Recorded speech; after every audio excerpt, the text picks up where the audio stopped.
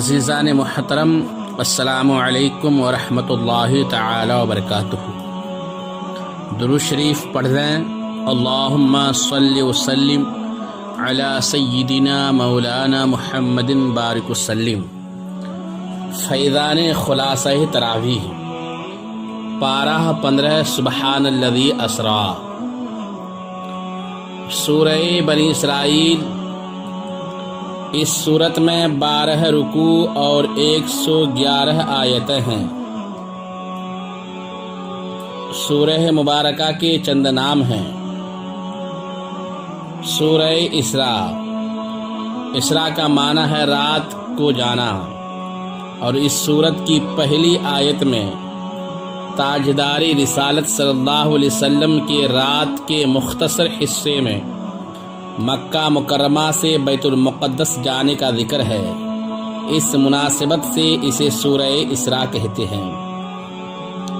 سورہ سبحان، سبحان کا معنی ہے پاک ہونا، اور اس سورت کی ابتدا لفظ سبحان سے کی گئی، اس مناسبت سے اسے سورہ سبحان کہتے ہیں۔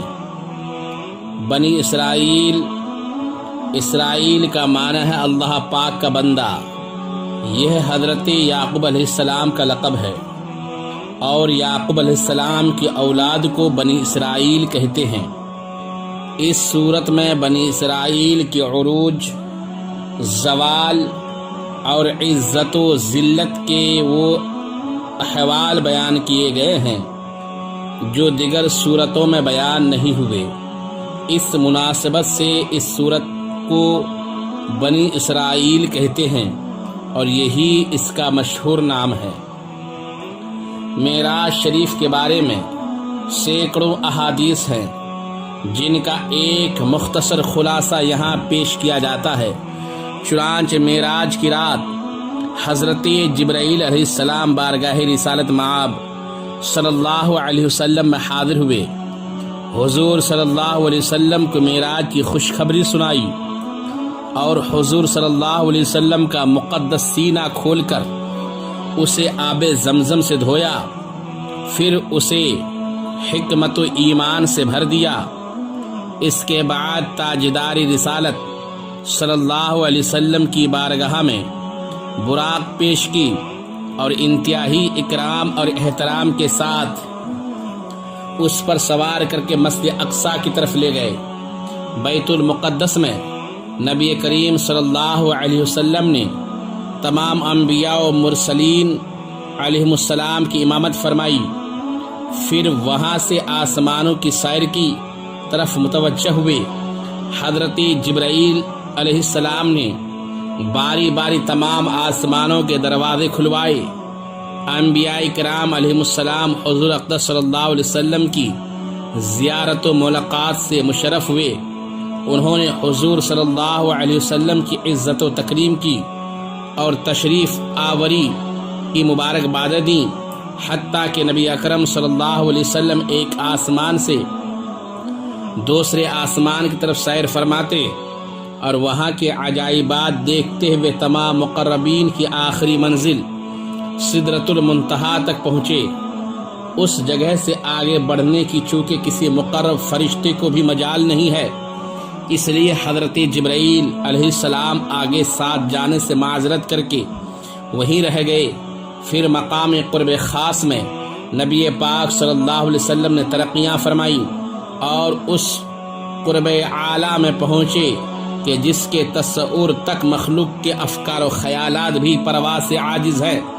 وہاں رسول اکرم صلی اللہ علیہ وسلم پر خاص رحمت و کرم ہوا، اور حضور صلی اللہ علیہ وسلم انعامات الہیہ اور مخصوص نعمتوں سے سرفراز فرمائے گئے۔ زمین و آسمان کی بادشاہت اور ان سے افضل و برتر علوم پائے۔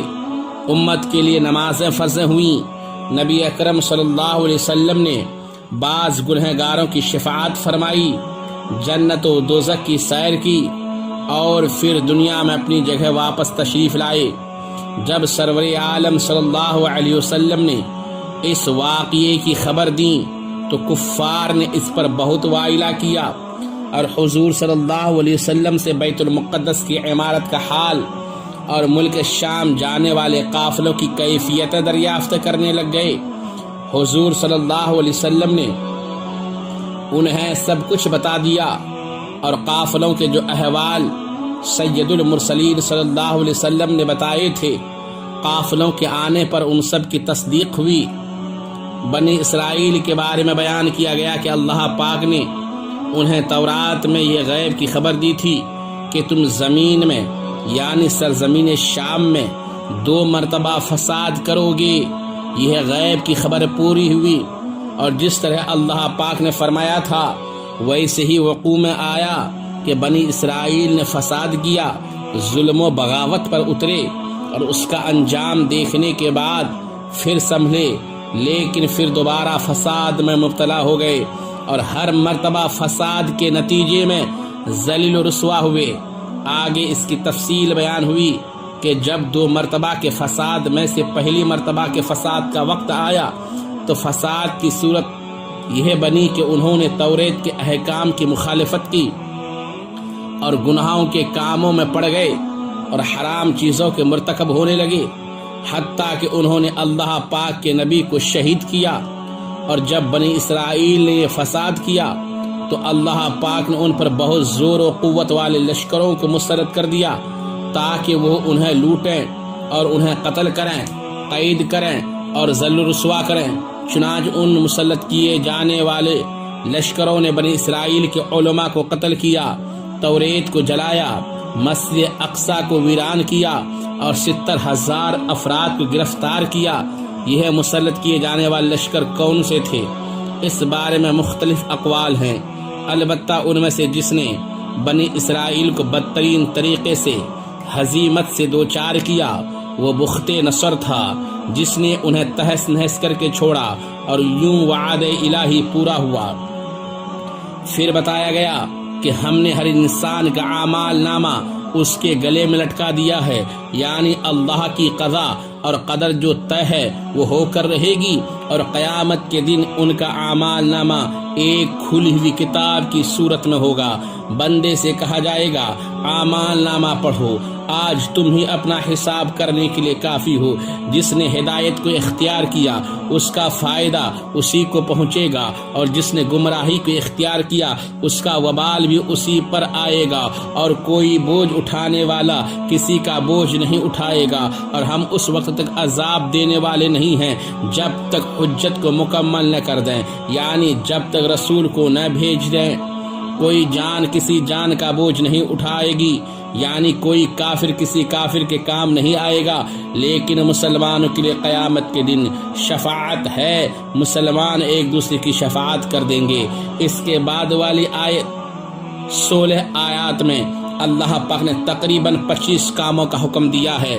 آیت کے ابتدائی حصے کا معنی یہ ہے کہ تمہارے رب نے حکم فرمایا کہ تم اللہ پاک کی عبادت میں اس کے ساتھ کسی اور کو شریک نہ ٹھہراؤ، اور تمہیں جو کام کرنے کا اللہ پاک نے حکم دیا ہے انہیں کرو، اور جن کاموں سے منع کیا ہے ان سے بچو۔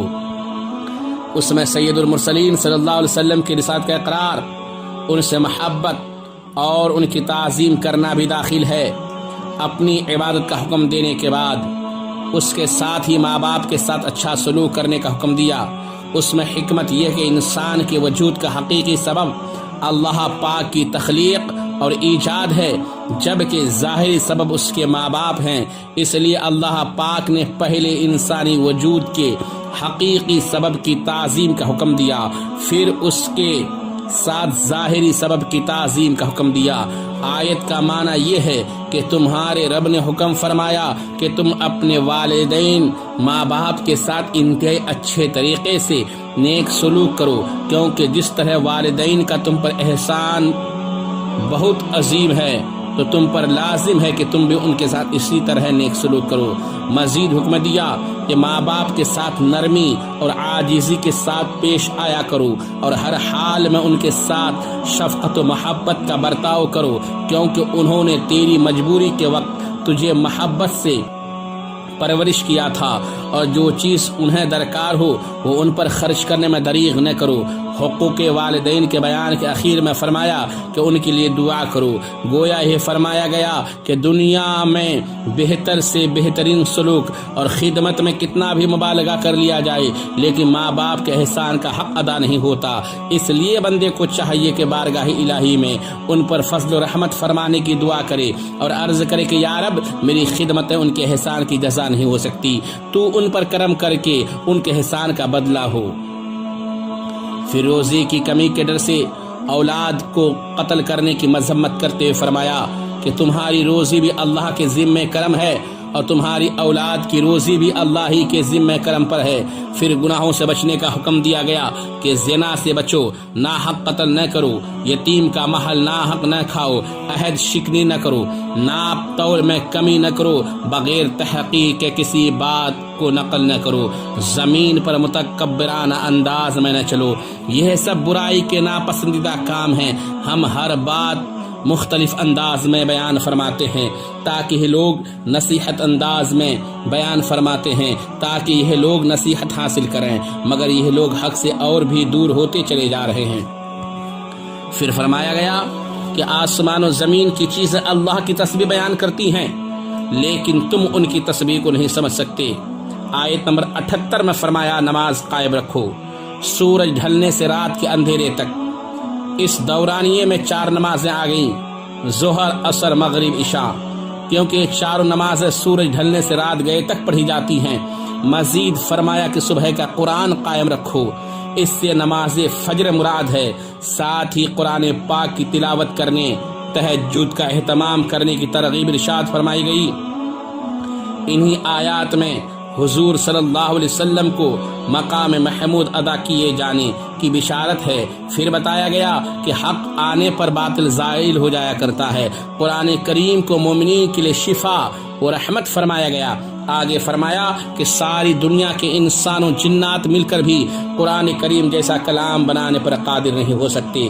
پھر موسیٰ علیہ السلام کا فرعون کے ساتھ ہونے والا مکالمہ ذکر کیا گیا جس کو پہلے بھی بیان کیا گیا اور انہیں عطا کی جانے والی نشانیوں کا مختصر تذکرہ کیا گیا۔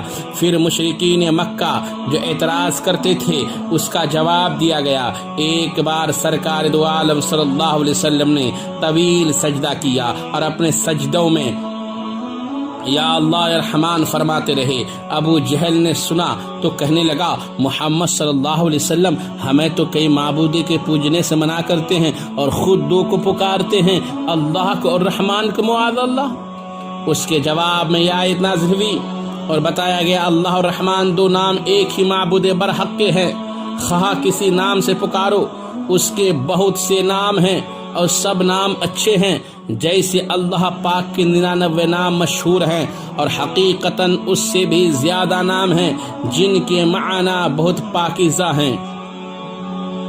سورہ کہف یہ سورت مکہ مکرمہ میں نازل ہوئی ہے۔ اس سورت میں 12 رکوع اور 110 آیتیں ہیں۔ وجہ کہف کا معنی ہے پہاڑی غار، اور اس سورت کی آیت نمبر 9 سے 26 میں اصحاب کہف یعنی پہاڑی غار والے چند اولیاء کرام کا واقعہ بیان کیا گیا ہے۔ اس مناسبت سے اس سورت کا نام سورہ کہف رکھا گیا۔ حضرت ابو سعید خدری رضی اللہ تعالی عنہ سے روایت ہے، نبی کریم صلی اللہ علیہ وسلم نے ارشاد فرمایا جو شخص جمعہ کے دن سورہ کہف کی تلاوت کرے گا تو آئندہ جمعہ تک اس کے لیے خاص نور کی روشنی رہے گی۔ رسول اللہ صلی اللہ علیہ وسلم نے فرمایا جو سورہ کہف کی ابتدائی 10 آیات یاد کرے گا وہ دجال کے فتنے سے محفوظ رہے گا۔ اصحاب کہف کا واقعہ، چنانچہ مفسرین کے بیان کے مطابق اصحاب کہف افسوس نامی ایک شہر کے شرفاء و معززین میں سے ایماندار لوگ تھے۔ ان کے زمانے میں دقیانوس نامی ایک بڑا جابر بادشاہ تھا جو لوگوں کو بت پرستی پر مجبور کرتا اور جو شخص بھی بت پرستی پر راضی نہ ہوتا اسے قتل کر ڈالتا۔ دقیانوس بادشاہ کے جبر و ظلم سے اپنا ایمان بچانے کے لیے اصحاب کہف بھاگے اور قریب کے پہاڑ میں غار کے اندر پناہ گزین ہوئے، وہاں سو گئے۔ اور 300 برس سے زیادہ عرصہ تک اسی حال میں رہے۔ بادشاہ کو جستجو سے معلوم ہوا کہ وہ ایک غار کے اندر ہیں، تو اس نے حکم دیا کہ غار کو ایک سنگین دیوار کھینچ کر بند کر دیا جائے تاکہ وہ اس میں مر کر رہ جائیں اور وہ ان کی قبر ہو جائے، یہی ان کی سزا ہے۔ حکومتی عملے میں سے ایک کام، یہ کام جس کے سپرد کیا گیا وہ نیک آدمی تھا۔ اس نے ان اصحاب کے نام، تعداد اور پورا واقعہ رانگ کی تختی پر کندہ کرا کر تانبے کے صندوق میں دیوار کی بنیاد کے اندر محفوظ کر دیا، اور یہ بھی بیان کیا گیا ہے کہ اسی طرح ایک تختی شاہی خزانے میں بھی محفوظ کرا دی گئی۔ کچھ عرصہ بعد دقیانوس ہلاک ہوا، زمانے گزرے، سلطنت بدلی، یہاں تک کہ ایک نیک بادشاہ فرما روا ہوا جس کا نام بیدروس تھا، اور اس نے 68 سال حکومت کی۔ اس کے دور حکومت میں ملک میں فرقہ بندی پیدا ہوئی، اور بعض لوگ مرنے کے بعد اٹھنے اور قیامت آنے کے منکر ہو گئے۔ بادشاہ ایک تنہا مکان میں بند ہو گیا، اور اس نے گریہ و زاری سے بارگاہ الہی میں دعا کی، یا رب کوئی ایسی نشانی ظاہر فرما جس سے مخلوق کو مردوں کے اٹھنے اور قیامت آنے کا یقین حاصل ہو جائے۔ اسی زمانے میں ایک شخص نے اپنی بکریوں کے لیے آرام کی جگہ حاصل کرنے کے واسطے اسی غار کو تجویز کیا، اور کچھ لوگوں کے ساتھ مل کر دیوار کو گرا دیا۔ دیوار گرنے کے بعد کچھ ایسی ہیبت طاری ہوئی کہ گرانے والے بھاگ گئے۔ اصحاب کہف اللہ پاک کے حکم سے فرحہ و شادہ اٹھے، چہرے شگفتہ، طبیعتیں خوش، زندگی کی تر و تازگی موجود۔ ایک نے دوسرے کو سلام کیا اور نماز کے لیے کھڑے ہو گئے۔ نماز سے فارغ ہو کر یملی خاص سے کہا کہ آپ جائیے اور بازار سے کچھ کھانے کو بھی لائیے، اور یہ بھی خبر لائیے کہ دقیانوس بادشاہ کا ہم لوگوں کے بارے میں کیا ارادہ ہے۔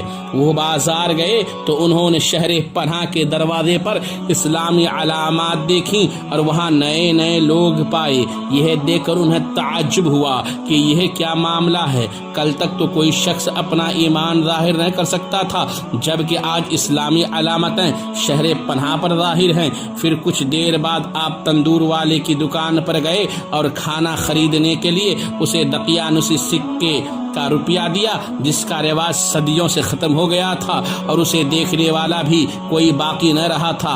بازار والوں نے خیال کیا کہ کوئی پرانا خزانہ ان کے ہاتھ آ گیا ہے، چنانچہ وہ انہیں پکڑ کر حاکم کے پاس لے گئے۔ وہ نیک شخص تھا، اس نے بھی ان سے دریافت کیا کہ خزانہ کہاں ہے۔ انہوں نے کہا خزانہ کہیں نہیں ہے، یہ روپیہ ہمارا اپنا ہے۔ حاکم نے کہا یہ بات کس طرح قابل یقین نہیں، کیونکہ اس میں جو سال لکھا ہوا ہے وہ 300 برس سے زیادہ کا ہے، اور آپ نوجوان ہیں، ہم لوگ بوڑھے ہیں، ہم نے تو کبھی یہ سکہ دیکھا ہی نہیں۔ آپ نے فرمایا میں جو دریافت کروں وہ ٹھیک ٹھیک بتاؤ تو عقد حل ہو جائے گا۔ یہ بتاؤ دقیانوس بادشاہ کس حال و خیال میں ہے؟ حاکم نے کہا آج روئے زمین پر اس نام کا کوئی بادشاہ نہیں، سینکڑوں برس پہلے ایک بے ایمان بادشاہ اس نام کا گزرا ہے۔ آپ نے فرمایا کل ہی تو ہم اس کے ڈر سے جان بچا کر بھاگے ہیں، اور میرے ساتھی قریب کے پہاڑ میں ایک غار کے اندر پناہ گزین ہیں، چلو میں تمہیں انہی سے ملا دوں۔ حاکم اور شہر کے سردار اور ایک کثیر مخلوق ان کے ہمراہ غار کے کنارے پہنچ گئے۔ اصحاب کہف ملکہ کے انتظار میں تھے۔ جب انہوں نے کثیر لوگوں کے آنے کی آواز سنی تو سمجھ گئے کہ املیخا پکڑے گئے اور دقیانوسی فوج ہماری جستجو میں آ رہی ہے۔ چنانچہ وہ اللہ پاک کی حمد میں مشغول ہو گئے۔ اتنے میں شہر کے لوگ پہنچ گئے اور املیخا نے بقیہ حضرات کو تمام قصہ سنایا۔ ان حضرات نے سمجھ لیا کہ ہم اللہ پاک کے حکم سے اتنا طویل زمانہ سو رہے، اور اب اس لیے اٹھائے گئے ہیں کہ لوگوں کے لیے موت کے بعد زندہ کیے جانے کی دلیل اور نشانی بنائیں۔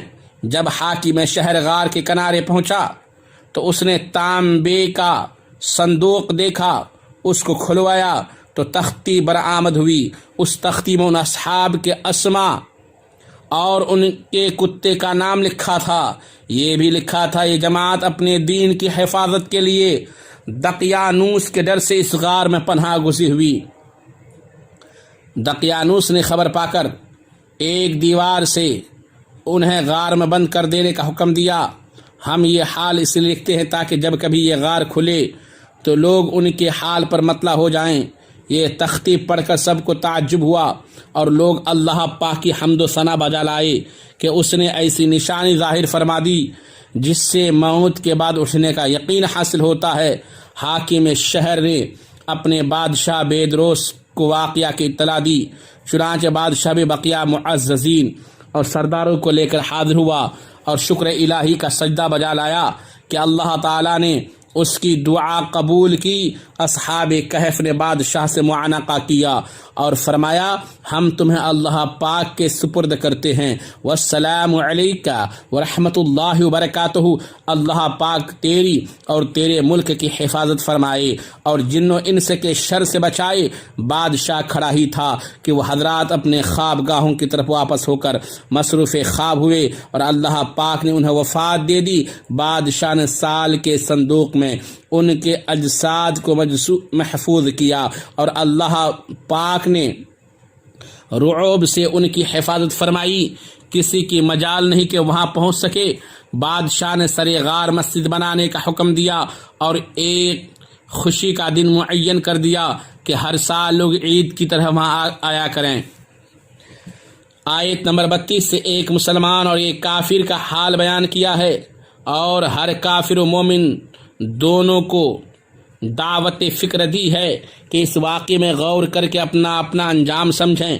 چنانچہ فرمایا کہ ان دو مردوں کا حال یہ ہے کہ ان میں سے ایک آدمی یعنی کافر کے لیے اللہ پاک نے انگور کے 2 باغ بنا دیے اور ان دونوں باغوں کو کھجوروں سے ڈھانپ دیا اور ان کے درمیان میں کھیتی بھی بنا دی، یعنی انہیں نہایت بہترین ترتیب کے ساتھ مرتب کیا۔ آس پاس سبز باغ ہو اور بیچ میں ہرا بھرا کھیت ہو تو دیکھنے میں بہت ہی خوشنما معلوم ہوتا ہے اور اس سے مالک اپنی تمام ضروریات پوری کر لیتا ہے۔ کھیت سے غذا اور باغ سے پھل حاصل ہوتے ہیں۔ دونوں باغوں نے اپنے اپنے پھل دیے، اس میں کچھ کمی نہ کی اور دونوں کے بیچ اللہ پاک نے ایک نہر جاری کر دی، یعنی کھجور اور انگور۔ دونوں باغوں میں ہی خوب بہار آئی، پھل خوب لگے، جبکہ باغ کے بیچ میں موجود نہر نے باغ کی خوبصورتی اور زینت میں بھی اضافہ کر دیا، وہ باغ کے تر و تازہ رہنے کا باعث بھی ہوئی۔ مزید فرمایا کہ اس باغ والے کافر آدمی کے پاس باغ کے علاوہ اور بھی بہت سا مال و اسباب جیسے سونا، چاندی وغیرہ ہر قسم کا مال تھا، تو اپنے مسلمان ساتھی سے اتراتے ہوئے اور اپنے مال پر فخر کرتے ہوئے کہنے لگا، اور وہ اس سے فخر و غرور کی باتیں کرتا رہتا تھا۔ کہنے لگا کہ میں تجھ سے زیادہ مالدار ہوں اور افراد کے اعتبار سے زیادہ طاقتور ہوں، یعنی میرا کنبہ قبیلہ بڑا ہے اور ملازم، خدمتگار، نوکر چاکر بھی میرے پاس بہت ہیں۔ پھر اس کافر کی غافلانہ باتوں کی ابتدا ہوتی ہے۔ چنانچہ باغات کا مالک مسلمان کا ہاتھ پکڑ کر اس کو ساتھ لے کر باغ میں گیا، وہاں اسے فخریہ طور پر ہر طرف لے کر پھرا اور مسلمان کو ہر چیز دکھائی، اور پھر باغ کی زینت و زیبائش اور رونق و بہار دیکھ کر مغرور ہو گیا اور کہنے لگا میں گمان نہیں کرتا کہ یہ باغ کبھی فنا ہوگا، یعنی ساری عمر مجھے پھل دیتا رہے گا۔ باغ کے کافر مالک نے کہا کہ مجھے تو اس بات کا گمان بھی نہیں ہے کہ قیامت قائم ہوگی جیسے تیرا گمان ہے، بلکہ مجھے یقین ہے کہ قیامت نہ آئے گی، اور اگر بالفرض قیامت آ بھی گئی تو مجھے آخرت میں بھی اس دنیاوی باغ سے بہتر باغ دیا جائے گا، کیونکہ دنیا میں بھی میں نے بہترین جگہ پائی ہے۔ سب بات سن کر اس کافر کے مسلمان ساتھی نے اس کی فخر و غرور کی باتوں کا جواب دیتے ہوئے کہا، کیا تو اس خداوند قدوس کے ساتھ کفر کرتا ہے جس نے تجھے مٹی سے بنایا، پھر نطفہ سے، اور پھر تجھے بالکل صحیح مرد بنا دیا، یعنی اس نے تجھے عقل و بلوغ، قوت و طاقت عطا کی، اور تو سب کچھ پا کر کافر ہو گیا، لہذا تو اس کو مان یا نہ مان، لیکن میں تو یہی کہتا ہوں کہ وہ اللہ ہی میرا رب ہے اور میں کسی کو اپنے رب قدیر کا شریک نہیں کرتا۔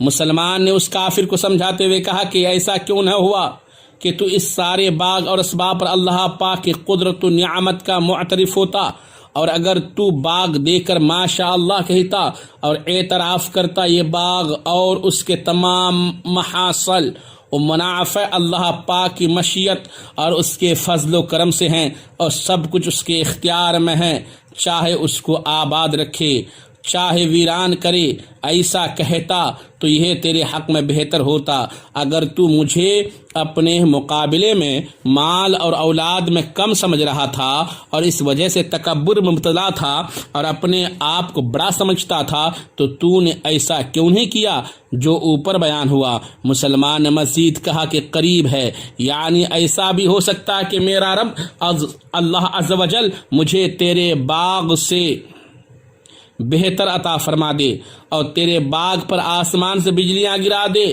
تو وہ چٹیل میدان ہو کر رہ جائے، اس میں سبز کا نام و نشان باقی نہ رہے، اور اپنی زندگی ہی میں تو اس باغ کو برباد ہوتا ہوا دیکھے اور کف افسوس ملتا رہ جائے، یا اس باغ کا پانی زمین میں دھس جائے اور نیچے چلا جائے کہ کسی طرح نکالا نہ جا سکے۔ اس کافر کے باغ پر عذاب آ گیا اور باغ کے ساتھ ساتھ اس کے دیگر ہر طرح کے مال اور اسباب پھل ہلاکت میں گھیر لیے گئے اور باغ بالکل ویران ہو گیا، تو حسرت کے ساتھ ان اخراجات پر اپنے ہاتھ ملتا رہ گیا جو اس نے باغ کی دیکھ بھال میں خرچ کیے تھے، اور وہ باغ اپنے چھتوں کے بل اوندھے منہ گر گیا۔ پھر اس حال کو پہنچ کر اسے مومن کی نصیحت یاد آئی اور وہ سمجھا کہ یہ اس کے کفر سرکشی کا نتیجہ ہے، اور اس وقت وہ کہنے لگا کہ اے کاش میں نے اپنے رب قدیر کے ساتھ کسی کو شریک نہ کیا ہوتا۔ آیت کے اخیر میں اس واقعہ کا سبق بیان فرمایا کہ یہاں پتہ چلتا ہے اور ایسے حالات میں معلوم ہوتا ہے کہ تمام اختیارات اللہ پاک کے دست قدرت میں ہیں، وہی چاہے تو پھلوں سے لدے ہوئے باغات عطا فرما دیں اور وہ چاہے تو ایک لمحے میں سب کچھ تہس نہس کر دیں۔ آیت نمبر 60 سے موسیٰ اور خضر علیہ السلام کا دلچسپ واقعہ بیان ہوا ہے۔ حضرت موسیٰ علیہ السلام حضرت خضر علیہ السلام کے پاس علم سیکھنے کے لیے جانے والے قصے کو بیان کیا گیا ہے۔ آیت میں جن کا ذکر ہے وہ مشہور پیغمبر اور جلیل القدر نبی حضرت موسیٰ بن عمران علیہ السلام ہیں۔ انہیں اللہ پاک نے تورات اور کثیر معجزات عطا فرمائے تھے۔ حضرت موسیٰ علیہ السلام کی خادم کا نام حضرت یوشع بن نون ہے۔ یہ حضرت موسیٰ علیہ السلام کی خدمت و صحبت میں رہتے اور آپ سے علم حاصل کرتے تھے۔ حضرت موسیٰ علیہ السلام کے بعد حضرت یوشع ہی آپ کے ولی عہد بنے۔ آیت میں مذکورہ واقعہ کا پس منظر یہ ہے کہ ایک بار حضرت موسیٰ علیہ السلام نے بنی اسرائیل کی جماعت میں بہت شاندار واز فرمایا۔ اس کے بعد کسی نے پوچھا کہ آپ سے بڑا عالم بھی کوئی ہے؟ آپ نے فرمایا نہیں۔ اللہ پاک نے آپ کی طرف وہی فرمائی کہ اے موسیٰ تم سے بڑے عالم حضرت خضر ہیں۔ آپ نے اللہ پاک سے ان کا پتہ پوچھا تو ارشاد فرمایا مجمع بحرین میں رہتے ہیں۔ وہاں کی نشانی یہ بتائی کہ جہاں بھنی ہوئی مچھلی زندہ ہو کر دریا میں چلی جائے اور پانی میں سرنگ بن جائے وہاں حضرت خضر علیہ السلام ہوں گے۔ چنانچہ حضرت موسیٰ علیہ السلام نے اپنے خادم سے کہا میں مسلسل سفر میں رہوں گا جب تک مشرق کی جانب 2 سمندروں یعنی بحر فارس اور بحر روم کے ملنے کی جگہ نہ پہنچ جاؤں، یا اگر وہ جگہ دور ہو تو مدتوں تک چلتا رہوں گا۔ پھر یہ حضرات روٹی اور نمکین بھنی مچھلی زنبیل میں توشہ کے طور پر لے کر روانہ ہوئے۔ حضرت موسیٰ علیہ السلام حضرت یوشع بن نون علیہ السلام 2 سمندروں کے ملنے کی جگہ پہنچے۔ وہاں ایک پتھر کی چٹان اور چشمہ حیات تھا۔ اس جگہ حضرت موسیٰ علیہ السلام نے آرام فرمایا اور حضرت یوشع علیہ السلام وضو کرنے لگے۔ اسی دوران بھنی ہوئی مچھلی زنبیل میں زندہ ہو گئی اور تڑپ کر دریا میں گری۔